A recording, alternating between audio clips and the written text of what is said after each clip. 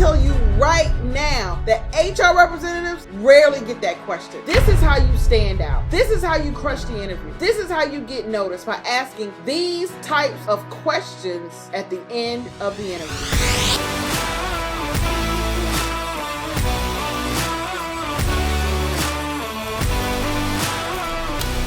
Hey everybody, it's Belinda. In this video, I'm gonna talk about 7 questions you should ask at the end of every job interview. Now, at the interview, the HR representative always says, always, do you have any questions for me? And you should always say, yes, I have questions. Now, a lot of times, we're so nervous at the interview that we forget our questions. We forget all the questions that we want to ask because we didn't write it down. So I'm telling people now, write your questions down ahead of time. And that way, at the interview, you will have the questions that you want to ask. You won't have to worry about forgetting or remembering. You will have them. So the first question, the very first question that you want to know is, when do you plan to make a decision? That's the most important question that you can ask, because that will determine when you follow up. Again, some companies may be hiring immediately. So they may be saying, we'll be making a decision by the end of the week or the first of the month. Some companies are just interviewing and they are planning for the future. So they may not even be making a decision until 2 months from now or 3 months from now. If you don't ask that question, you won't know. You'll be waiting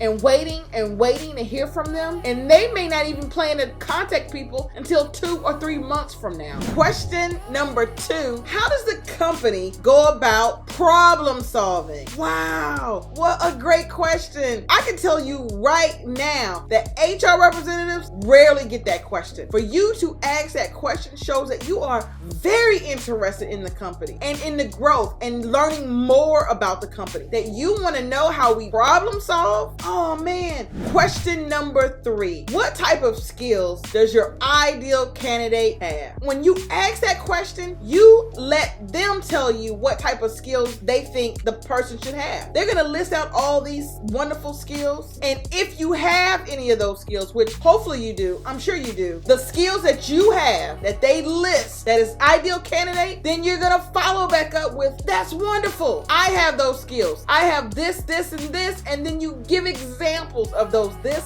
and this skills that you have.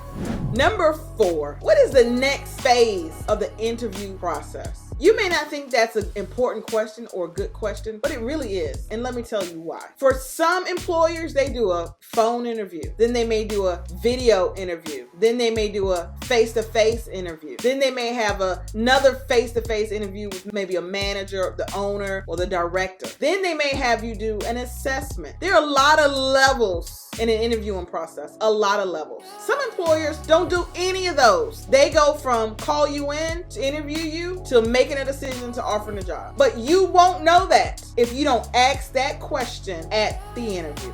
Question number 5, what is the first 90 days like for a new employee? Different companies have different processes for their onboarding. Some people onboard or orientation for a week, 2 weeks, 4 weeks, 90 days, 6 months, a year. When you ask that question, it can kind of paint a picture of what to expect if you were offered the position. Maybe the first 2 weeks or 3 weeks, you're with HR. Maybe after that, they have you shadowing someone. Maybe after that, then you're on your own and you'll be evaluated at the end of 90 days. Or maybe when you start, you're on your own and the first month, and you're on your own the second month, and you're on your own the third month. Who knows? You don't know if you don't ask that question. Question number 6, what are the department's goals? That's a good question. It gets them talking, and they'll start telling you what the goals are for the department. And as you're hearing that, you need to be thinking of a response. Hear what they're saying, so you make sure you have a good understanding. But come up with a response on how your skills and your abilities can help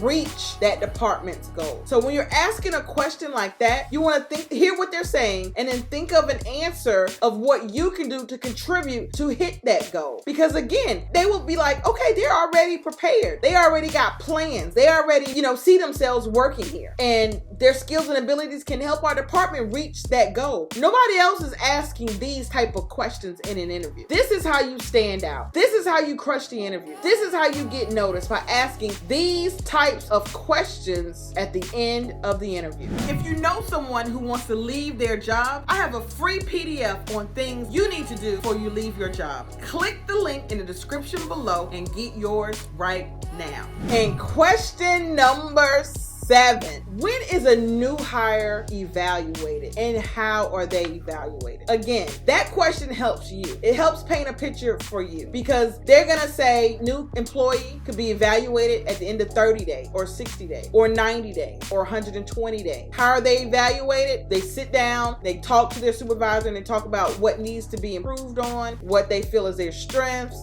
how they're benefiting and aiding to the department and the company. Or there's no evaluation. There's no anything. So you're not evaluated. But you don't know that if you don't ask that question. You want to know, okay, in 30 days, they are going to do an evaluation. That means I need to be on my best behavior, performing at high peak. I have 30 days because I don't want them to get rid of me. Good luck on your job interview. I know you can do it. Follow for more videos and information, and I'll see y'all at the next video.